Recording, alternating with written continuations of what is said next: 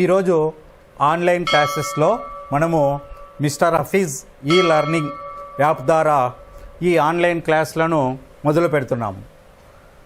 నా పేరు ఎస్ దస్తగీర్. నేను దాదాపుగా 30 ఏళ్ళకు పైగా ఈ కోచింగ్ ఫీల్డ్లోనే ఉన్నాను. నేను మెయిన్గా ఈ కోచింగ్లలో పాలిటీ, హిస్టరీ వీటిని ఎక్కువ కోచింగ్ సెంటర్లలో నేను చెప్పడము జరిగింది. అయితే ఈరోజు మిస్టర్ హఫీజ్ ఈ లెర్నింగ్ యాప్ ద్వారా మనము ఈ పాలిటీని గురించి తెలుసుకున్నాము. ఈ పాలిటీలో మనము ఈ ఇండియన్ పాలిటీ గురించి, తర్వాత ఈ ఇండియన్ పాలిటీలో మనము ఈ ఇంట్రడక్షన్ ఉపోద్ఘాతము గురించి తెలుసుకుందాం. ఈ ఉపోద్ఘాతంలో మనము ఈ యొక్క కాన్స్టిట్యూషన్ నేమ్ హిస్టరీ, రాజ్యాంగము చరిత్రను గురించి తెలుసుకుందాము. అయితే మనకు ఈ కాన్స్టిట్యూషన్ నేమ్ హిస్టరీ ఫస్ట్ మనము ఇందులో రాజ్యాంగం అంటే ఏమిటి, ఆ రాజ్యాంగం అన్న పదాన్ని మొట్టమొదట ఎవరు ఉపయోగించినారు, తర్వాత మొట్టమొదట ఏ దేశంలో లిఖిత రాజ్యాంగాన్ని రచించుకున్నారు, తర్వాత భారత రాజ్యాంగాన్ని ఎప్పుడు రచించుకున్నారు, ఇంకా వేరే వేరే దేశాల రాజ్యాంగాలను ఎప్పుడెప్పుడు రచించుకున్నారు, ఏ దేశ రాజ్య రచనకు ఎక్కువ కాలం పట్టింది, ఏ దేశ రాజ్యాంగ రచనకు తక్కువ కాలం పట్టింది, వగేరా వగేరా విషయాలను గురించి మనము ఈరోజు ఈ వీడియోలో తెలుసుకుందాము. అయితే మొదటగా మనము ఈ రాజ్యాంగం అన్న ఈ పదాన్ని మొట్టమొదట ఉపయోగించిన వారు ఈ అరిస్టాటిల్ రాజ్యాంగం అన్న పదాన్ని మొట్టమొదటిసారిగా అరిస్టాటిల్ ఈ పదాన్ని ఉపయోగించడము జరిగింది. అరిస్టాటిల్ BC 384-322 మధ్యకాలంలో అరిస్టాటిల్ జీవించడము జరిగింది. ఈ అరిస్టాటిల్ ప్రఖ్యాత తత్వవేత్త అయిన ది రిపబ్లిక్ గ్రంథాన్ని రచించిన ప్లేటో యొక్క శిష్యుడు, అంతేకాకుండా ప్రపంచ విజేత కావాలనుకున్న అలెగ్జాండర్ యొక్క గురువు ఈ అరిస్టాటిల్. అయితే అరిస్టాటిల్ ఈయన పాలిటిక్స్ అనే గ్రంథమును రచించడము జరిగింది. ఈ పాలిటిక్స్ గ్రంథమును రచించడానికి ముందు ఈ అరిస్టాటిల్ వచ్చేసి 158 సమకాలిక రాజ్యాంగాలను ఆయన అధ్యయనము చేయడము జరిగింది. అంతేకాకుండా అరిస్టాటిల్ ఈ రాజ్యాంగాల అన్నింటినీ పరిశీలించి ఏది ఉత్తమ రాజ్యాంగమో తెలియజెప్పడము జరిగింది. అంతేకాకుండా అరిస్టాటిల్ తులనాత్మక పద్ధతి, కంపారిటివ్ స్టడీకి ఆద్యుడు అరిస్టాటిలే. అదేవిధంగా మన రాజ్యాంగాన్ని కూడా తులనాత్మక పద్ధతిలోనే రచించడము జరిగింది. తర్వాత మనము ఈ అరిస్టాటిల్ తర్వాత ఈ ప్రపంచంలో ప్రాచీన కాలంలో గ్రీకు నగర రాజ్యాలలో ఈ రాజ్యాంగాలు అనేటివి ఉండేవి. అయితే ఆధునిక కాలంలో ఈ రాజ్యాంగాలను మొదట లిఖిత రాజ్యాంగాన్ని రచించుకున్న దేశము ఈ అమెరికా.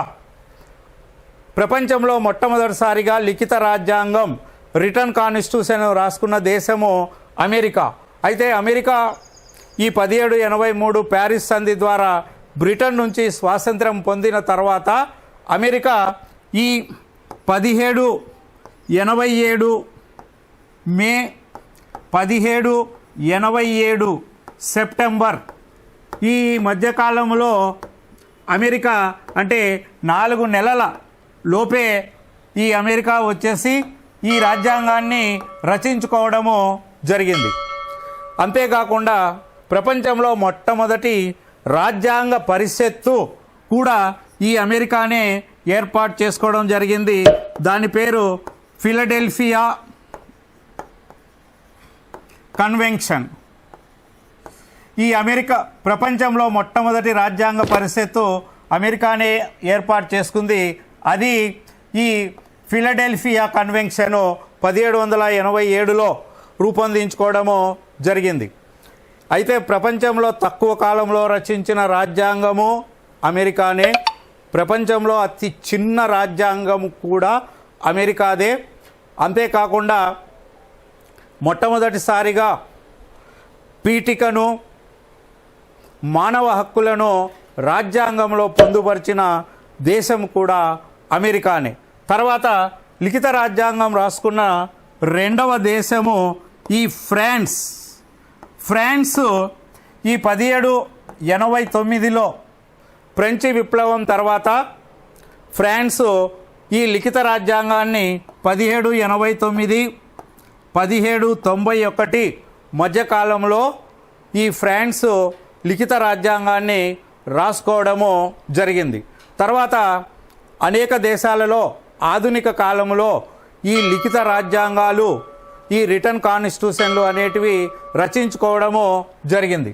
అందులో వచ్చేసి మనకు ఈ తక్కువ కాలంలో రచించిన రాజ్యాంగము అమెరికా అయితే, ఎక్కువ కాలంలో రచించుకున్న రాజ్యాంగము ఏది అంటే ఈ ఆస్ట్రేలియా రాజ్యాంగము ఎక్కువ కాలము రచించడం జరిగింది. ఇది 1891, 1900 మధ్యకాలంలో దాదాపుగా 9 సంవత్సరాలు ఈ ఆస్ట్రేలియా రాజ్యాంగాన్ని రచించడం జరిగింది. ప్రపంచంలో ఎక్కువ కాలం ఏ దేశ రాజ్యాంగాన్ని రచించినారు అంటే ఈ ఆస్ట్రేలియా రాజ్యాంగాన్ని దాదాపుగా 9 సంవత్సరాలు రచించడము జరిగింది. అదేవిధంగా ఆసియా ఖండంలో మొట్టమొదట రాజ్యాంగాన్ని రూపొందించుకున్న దేశము జపాన్. మన ఆసియా ఖండంలో రాజ్యాంగాన్ని రూపొందించుకున్న మొట్టమొదటి దేశము జపాన్. ఈ జపాను 1946లో ఈ యొక్క రాజ్యాంగాన్ని రూపొందించుకోవడము అనేది జరిగింది. ఇక మన రాజ్యాంగ చరిత్ర, భారతదేశ రాజ్యాంగ చరిత్రను గురించి ఇప్పుడు తెలుసుకోవడము జరుగుతుంది. భారతదేశ రాజ్యాంగ చరిత్ర చారిత్రక నేపథ్యము, historical background of Indian constitution. భారతదేశ రాజ్యాంగ చారిత్రక నేపథ్యంలో ప్రముఖ చరిత్రకారులు బిసి రావత్ గారు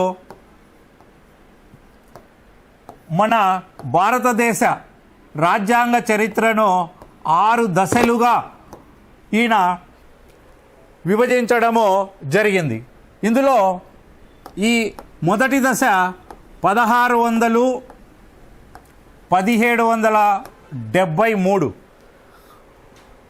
ఈ భారత రాజ్యాంగ చరిత్ర మొదటి దశ 1600, 1773 వరకు ఉంటుంది. ఇందులో మనకు 1600లో బ్రిటిష్ ఈస్ట్ ఇండియా కంపెనీ భారతదేశంలో వ్యాపారం చేసుకునేదానికి అప్పటి బ్రిటిష్ రాణి ఎలిజబెత్ వారికి అనుమతి ఇవ్వడము జరుగుతుంది. తర్వాత బ్రిటిష్ వారు ఈ వ్యాపారం కోసం వచ్చి భారతదేశంలోని రాజుల యొక్క అనేక్యతను గమనించి వారు రాజకీయ వ్యవహారాలలో జోక్యం చేసుకోవడం అనేది జరుగుతుంది. దాని ఫలితంగానే ఈ 1757 జూన్ 23న ఈ ప్లాసీ యుద్ధం అప్పటి బెంగాల్ నవాబు సిరాజుద్దౌలాకు ఈ బ్రిటిష్ వారికి 1757 జూన్ 23న కలకత్తాకు దగ్గరలోని ప్లాసీ అనే ప్రదేశంలో ఈ యుద్ధం జరుగుతుంది. ఈ యుద్ధంలో ఈ బెంగాల్ నవాబ్ అయిన సిరాజుద్దౌలా సేనాధిపతులు బ్రిటిష్ వారితో చేతులు కలపడం వలన సిరాజుద్దౌలా గారు ఈ యుద్ధంలో ఓడిపోవడము జరుగుతుంది. ఆ విధంగా భారతదేశంలో బ్రిటిష్ సామ్రాజ్యానికి పునాది వేసిన యుద్ధంగా ఈ ప్లాసీ యుద్ధాన్ని చెప్పడము జరుగుతుంది. తర్వాత ఈ బ్రిటిష్ వారు ఈ 1764 ఈ అక్టోబర్ 22న ఈ బక్సర్ యుద్ధము అనేది జరగడం జరుగుతుంది. ఈ బక్సర్ యుద్ధము అనేది బ్రిటిష్ వారికి అప్పటి మొఘల్ చక్రవర్తి రెండవ షా ఆలంకు, తర్వాత అప్పటి అవధ్ లేదా అయోధ్య పాలకుడైన షావుద్ దౌలాకు, మీర్ కాసింలకు మధ్య ఈ యుద్ధం జరుగుతుంది. ఈ యుద్ధంలో బ్రిటిష్ వారు ముగ్గురు సైన్యాలను ఓడించడము జరుగుతుంది. తర్వాత ఈ బక్సర్ యుద్ధం తర్వాత ఈ 1765లో అలహాబాద్ సంధి జరగడము జరుగుతుంది. ఈ అలహాబాద్ సంధి ప్రకారము భారతదేశంలో ఈ ద్వంద్వ పాలన అనేది ప్రవేశపెట్టడానికి వీలు కలగడము జరుగుతుంది. తర్వాత భారతదేశంలో బ్రిటిష్ వారు ఆక్రమించిన ప్రాంతాలను జయించిన ప్రాంతాలను పరిపాలించడం కోసము గవర్నర్ను నియమించడము జరుగుతుంది. ఆ విధంగా వారు భారతదేశంలో బ్రిటిష్ మొదటి గవర్నరు ఈ డ్రేక్ మొదటి గవర్నరు. తర్వాత వీళ్ళను మొదట గవర్నరు, బెంగాల్ గవర్నరు అని పిలిచేవారు. తర్వాత ఈ 1773లో ఈ రెగ్యులేటింగ్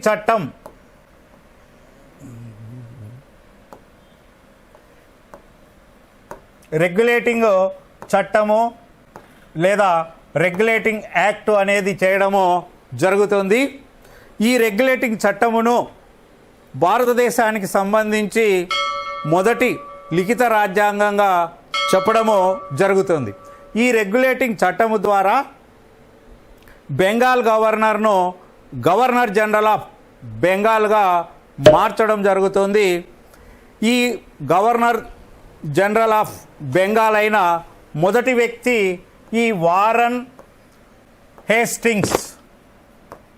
ఆ విధంగా బ్రిటిష్ వారు భారతదేశంలోని వారు ఆక్రమించిన ప్రాంతాలను పరిపాలించడానికి ఈ రెగ్యులేటింగ్ చట్టము ద్వారా గవర్నర్ జనరల్ ఆఫ్ బెంగాల్ను నియమించడం జరుగుతుంది. మొట్టమొదటి గవర్నర్ జనరల్ ఆఫ్ బెంగాల్ ఈ వారన్ హేస్టింగ్స్. తర్వాత ఈ భారత రాజ్యాంగ బిసి రావత్ గారు విభజించిన 6 దశల్లో రెండవ దశ వచ్చేసి ఇది 1773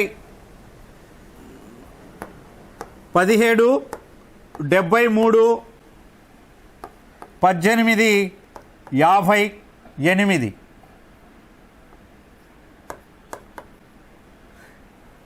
ఈ దశలో వచ్చేసి 1773 రెగ్యులేటింగ్ చట్టం తర్వాత 1758లో ఈ బ్రిటిష్ వారు 1757 సిపాయిల తిరుగుబాటు ముగిసిన తర్వాత ఇండియన్ కౌన్సిల్ చట్టము అనేది 1758లో చేయడం జరుగుతుంది.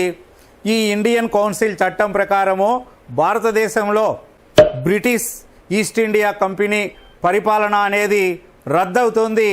దాని స్థానంలో భారతదేశ పరిపాలనను ప్రత్యక్షంగా అప్పటి బ్రిటిష్ రాణి మొదటి విక్టోరియా స్వీకరించడము జరుగుతుంది. అంతవరకు గవర్నర్ జనరల్ అని పిలిచే వారిని వైస్రాయ్గా ఈ 1858 కౌన్సిల్ చట్టము ద్వారా వైస్రాయ్ అని పిలవడం జరుగుతుంది. మొట్టమొదటి వైస్రాయి ఈ కానింగ్.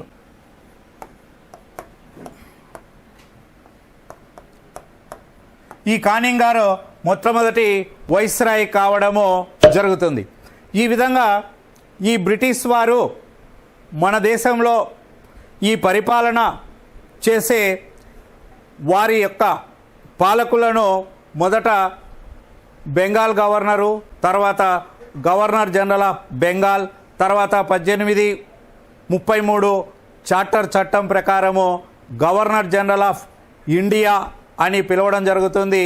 1858 ఇండియన్ కౌన్సిల్ చట్టం ప్రకారము అతనిని వైస్రాయ్గా పిలవడము జరుగుతుంది. ఈ విధంగా బ్రిటిష్ వారు ఈ పరిపాలకుల పేర్లను మార్చడము జరిగింది.